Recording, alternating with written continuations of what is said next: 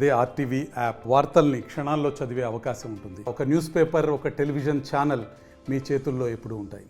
జగిత్యాల జిల్లాలో దారుణం చోటు చేసుకుంది. జగిత్యాల జిల్లా పెగడపల్లి మండలం ఐతుపల్లి గ్రామంలో సొంత అన్నపై తమ్ముడు దాడికి తెగబడడం జరిగింది. దాడిలో అన్న అక్కడికక్కడే మృతి చెందడం జరిగింది.